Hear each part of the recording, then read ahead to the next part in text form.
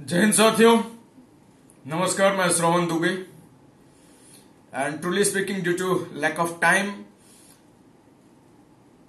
Of late I have not been very consistent enough. पर पिछले हफ्ते दो महत्वपूर्ण घटनाएं घटी वैश्विक पटल पे, मुझे लगा जिनका जिक्र करना जरूरी है। भारत के संदर्भ में भारत पे इनका क्या असर होगा एंड डेफिनेटली दूरगामी असर होगा। एक तो यह हुआ कि एक एसएमडीए साइन हुआ। एसएमडीए मतलब स्ट्रैटेजिक म्यूचुअल डिफेंस एग्रीमेंट। तो ये जो strategic mutual defence agreement sign हुआ between prime minister of Pakistan Shahbaz Sharif and the crown prince of Saudi Arabia Mohammed bin Salman के बीच में 17 सितंबर 2025 को, 3-4 दिन पहले। तो ये जो एग्रीमेंट साइन हुआ है एसएमडीए, इसका मुख्य प्रावधान यह था कि नाटो की तरह, जैसे नाटो एग्रीमेंट जब साइन हुआ था, नॉर्थ अटलांटिक ट्रीटी ऑर्गेनाइजेशन जितने भी देश थे, उनमें से किसी के ऊपर अगर हमला हो तो यह स्वतः मान लिया जाएगा कि यह हमला नाटो के सारे देश के खिलाफ हुआ है और सारे देश मिलकर यूनाइटेडली इसका प्रतिकार करेंगे। ये नाटो एग्रीमेंट का मुख्य प्रावधान था अपने बचाव के लिए। उसी तरह से ये एक ट्रीटी हुआ है जिसको हम बोल रहे हैं strategic mutual defence agreement between Pakistan and Saudi Arabia, जिसके मुख्य प्रावधान भी इसी तरह के हैं कि अगर पाकिस्तान के ऊपर या सऊदी अरेबिया के ऊपर कोई एग्रेशन होता है, बाहर से कोई हमला होता है, तो यह मान लिया जाएगा, पाकिस्तान ये मान लेगा कि मेरे ऊपर हमला हुआ है और सऊदी अरेबिया भी मान लेगा कि मेरे ऊपर हमला हुआ है और दोनों मिलकर उसका प्रतिकार करेंगे, मिलिट्रीली, स्ट्रैटेजिकली और आर्थिक रूप से भी। तो जब ये समझौता, और दूसरा यह है कि इसका एक रक्षा सहयोग भी है और टेक्निकल सहयोग भी है इसके प्रावधानों में से, बट मुख्य प्रावधान वही है जो नाटो की तरफ वाला है। अब इसका असर क्या होगा भारत के ऊपर, ये मुख्य विषय है। और दूसरा विषय है जो अमेरिका ने अभी यूएस प्रेसिडेंट डोनाल्ड ट्रंप ने ये एक आदेश जारी किया है, प्रेसिडेंशियल ऑर्डर जारी किया है कि जो भी लोग भारत के या भारत के अलावा कहीं अन्य दूसरे देशों के भी अमेरिका में रहते हैं और H1B वीजा पे रहते हैं, तो उनको हर साल वहां पे रहने के लिए $1 लाख अदा करना पड़ेगा यूएस रेजिम को। तो खैर, first thing first, let us talk about the SMDA first. तो एसएमडीए जो साइन हुआ है सऊदी अरेबिया और पाकिस्तान के बीच में, इसको हम इस तरह से समझे कि ये क्यों हुआ और इसके मुख्य कारण क्या थे, और जब ये हो गया तो इसका असर क्या होगा इन दोनों देशों के ऊपर, और क्या इसमें तीसरा भी देश शामिल है विश्व का, और इसके तात्कालिक कारण क्या थे ऐसे होने का, और अगर हुआ तो भारत के ऊपर क्या असर पड़ेगा, और असर पड़ेगा तो इस असर को न्यूट्रलाइज करने के लिए भारत आगे क्या कर सकता है या भारत को क्या करना चाहिए। ये मुख्य बिंदु है आज के टॉक के। तो सबसे पहले हम ये समझे कि एसएमडीए जो साइन हुआ इसके मुख्य कारण क्या थे।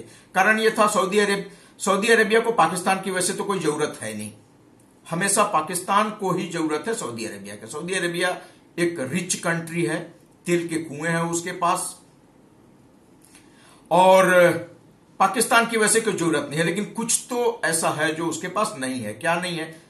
उसके पास बड़ी फौज नहीं है, उसके पास मिलिट्री एयरक्राफ्ट जो दिए हैं अभी यूएस ने, फाइटर एयरक्राफ्ट, उनके लिए पायलट नहीं है, टेक्नीशियन नहीं है, उनके लोग बहुत अमीर हैं। तो अमीर लोगों की एक खासियत होती है कि वो बहुत मेहनतकश नहीं होते हैं, तो उनके लोग मर नहीं सकते, लेकिन लड़ाई में तो उनको शामिल होना पड़ेगा कभी ना कभी। ये कोई देश दुनिया का दावा नहीं कर सकता कि उसके खिलाफ कभी युद्ध होगा ही नहीं, और युद्ध होगा तो लड़ेगा कौन? लड़ने के लिए उनके पास आदमी नहीं है, आदमी सब रईस हैं, ट्रेंड लोग नहीं है उनके पास, ट्रेंड टेक्नीशियन नहीं है, ट्रेंड पायलट्स नहीं है, और एडवर्स कंडीशन में लड़ने की क्षमता उनके पास नहीं है।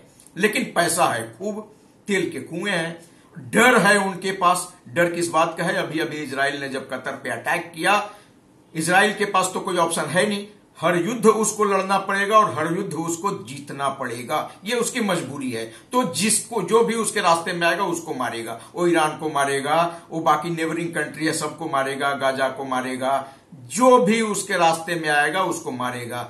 आदमी मरता क्या न करता, वो सर्वाइवल के लिए सब कुछ करने को तैयार है।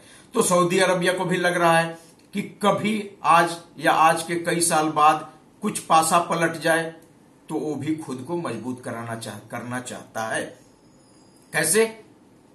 वैसे ही जैसे अभी यूक्रेन और रशिया के बीच जो युद्ध चल रहा है उसमें प्राइवेट आर्मी लड़ रहे हैं। नेपाल के भी कुछ बच्चे जाके लड़े थे रूस के तरफ से पैसे लेकर। तो वैसे पैसे अब पाकिस्तान के पास तो वैसे ही कंगलों की फौज है। इनको अब वर्ल्ड बैंक भी पैसा नहीं देगा, इनको इंटरनेशनल मॉनेटरी फंड पैसा नहीं देगा। अगर देगा तो बहुत सारे ऐसे शर्तों पे देगा जिनको मानते मानते इनकी रीढ़ की हड्डी झुक नहीं बल्कि टूट जाएगी। तो ऐसे में इनको चाहिए पैसा, और इनके पास है कंगाली, इनके पास है बेरोजगारी, इनके पास है दुनिया भर का वैसा वर्कफोर्स जो हमेशा मरने मारने को तैयार रहता है। रोटी के लिए वहां तो युद्ध होता है। तो ऐसे में पाकिस्तान के पास ये भी धौस है कि हमारे पास we are the country with nuke facility, हमारे पास न्यूक्लियर कैपेबिलिटी है। और न्यूक्लियर कैपेबिलिटी क्या है ये सबको पता है। अभी अभी नूर खान एयरबेस पे अमेरिका के कुछ ऐसे एयरक्राफ्ट लैंड किए, मालवाहक एयरक्राफ्ट लैंड किए, ये कहने के लिए कि हम बाढ़ पीड़ितों के लिए सहायता लेके आए हैं। बट वर्चुअली सच्चाई ये थी कि इंडिया ने जो मारा था ऑपरेशन सिंदूर के समय नूर खान बेस पे, उनके न्यूक्लियर फैसिलिटी तबाह कर दिए थे, उसके रिपेयर के लिए अमेरिका के लोग आए थे स्पेशलिस्ट। हालात अभी यह है या पहले भी यही था कि नूर खान बेस पे many generals of Pakistan armed forces are not allowed to move there, not allowed to land there, not allowed to be there. तो ये वर्चुअली न्यूक्लियर फैसिलिटी यूएस का है, पाकिस्तान कहता है कि हमारा है। तो सऊदी अरेबिया के पास भी न्यूक्लियर डिटरेंट भी हो जाएगा और पाकिस्तान को पैसे मिलेंगे, और साथ में इंडिया जो उनको जब तक ठोकते रहता है तो इंडिया के साथ थोड़ा गर्दन ऊंचा उठाने का एक मौका मिलेगा। हालांकि इसमें तीसरे देश का इन्वॉल्वमेंट भी मुझे लग रहा है, यूएस का भी इन्वॉल्वमेंट हो सकता है, क्योंकि यूएस एक बड़ा दोगला देश है। ये सबके ऊपर नजर रखना चाहता है, इंडिया के ऊपर नजर रखना चाहता है, ये चाइना के ऊपर नजर रखना चाहता है। ये अभी अफगानिस्तान का जो एक एयरबेस छोड़ के भागे थे ये 2021 में, कुत्तों की तरह भगाया गया था इनको, वहां पे ये अभी तालिबानों को बोल रहा है कि तुम मुझे वो एयरबेस दे दो वरना अंजाम बहुत बुरा होगा। आप समझ रहे, तालिबान इनको एयरबेस दे देगा।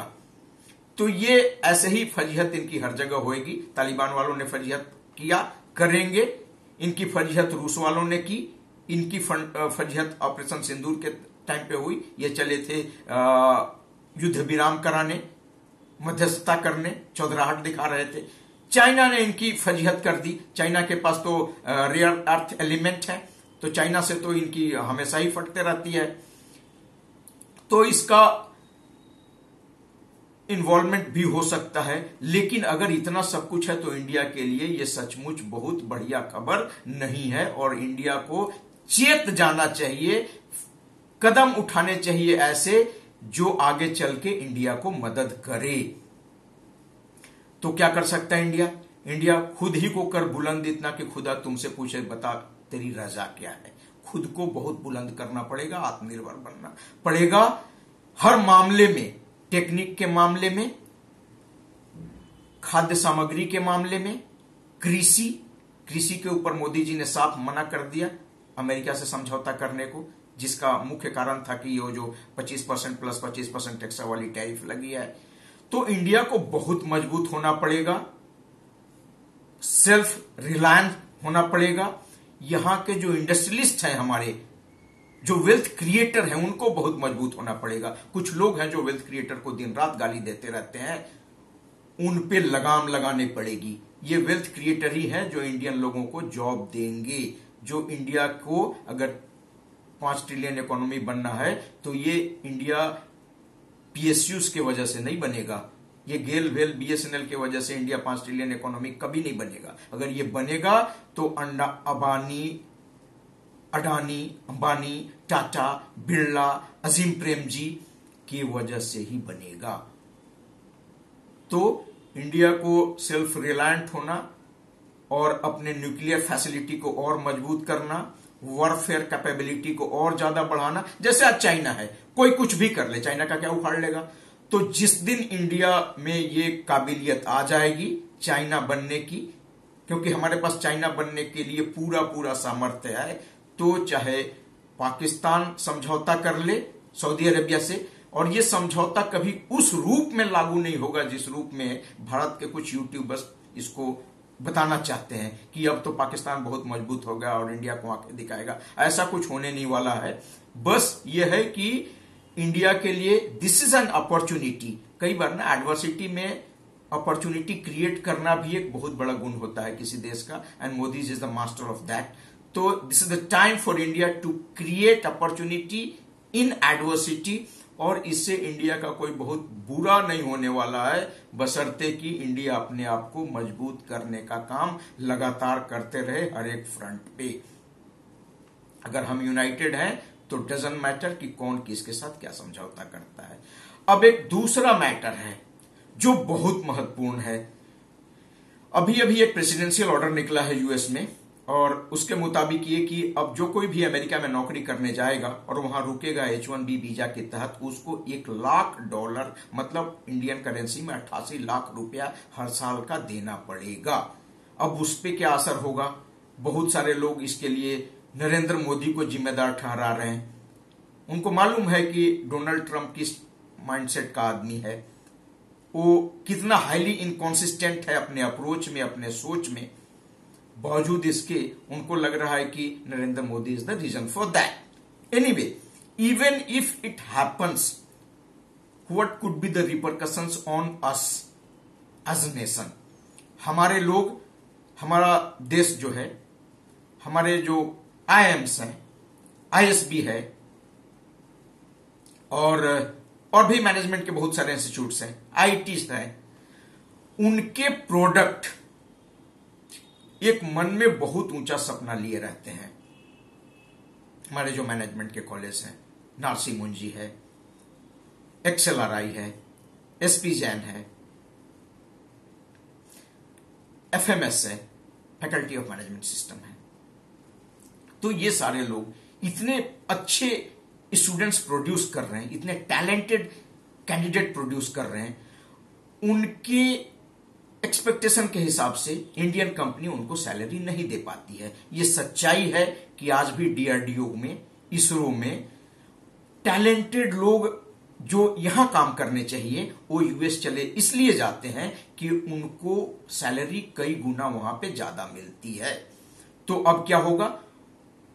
या तो इसरो उनको ज्यादा सैलरी देगा, DRDO उनको ज्यादा सैलरी देगा, भाभा एटॉमिक रिसर्च सेंटर उनको ज्यादा सैलरी देगा, यहां या जो वहां के टेक कंपनीज हैं, टेक जायंट्स हैं। लास्ट वीक डोनाल्ड ट्रंप ने टेक जायंट्स की एक मीटिंग रखी थी अपने यहां, और शायद टेक जायंट्स को यह उम्मीद रहा होगा कि हमारे भले के लिए कोई मीटिंग है, लेकिन अब हालात ये हो गया है कि अगर इन ऐसे टैलेंटेड लोगों को जो यहां से जाते हैं पैसे के लिए, आई डू एग्री, पैसे के लिए जाते हैं और कोई दूसरा रीजन नहीं है। देशभक्ति का अगर जज्बा होता तो इंडियन मिलिट्री में होते, आर्म फोर्सेस में होते, एयरफोर्स में, नेवी में होते, या कहीं इंडिया में ही काम कर रहे होते। पैसे के लिए हर कोई जाता है, तो उनकी भी कोई गलती इसमें नहीं मानी जाएगी।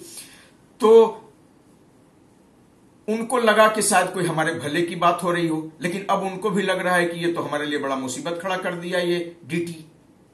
और ये डीटी क्या किया कि अगर अब उन लोगों को वहां रोकना है तो ये जो 88 लाख रुपए है वो बच्चे अदा नहीं करेंगे, उन टेक कंपनियों को अदा करना पड़ेगा जो उनको रोकेंगे। अन्यथा क्या करेंगे?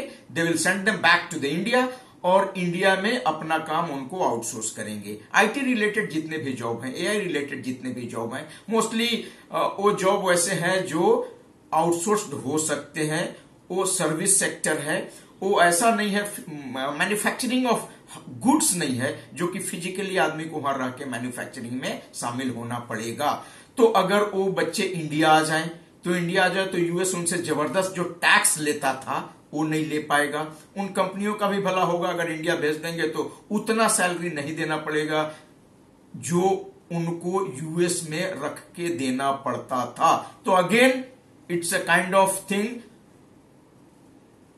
एडवर्सिटी में अपॉर्चुनिटी। तो ये this is a kind of an opportunity in adversity. Indian companies को, डीआरडीओ को, इसरो को और बाकी पीएसयूज को अच्छे टैलेंटेड पूल मिलेंगे इंडिया में, और जो कंपनीज हैं, बड़े बड़े टेक कंपनीज हैं, टेक जायंट्स है यूएस में, वो काम आउटसोर्स करेंगे।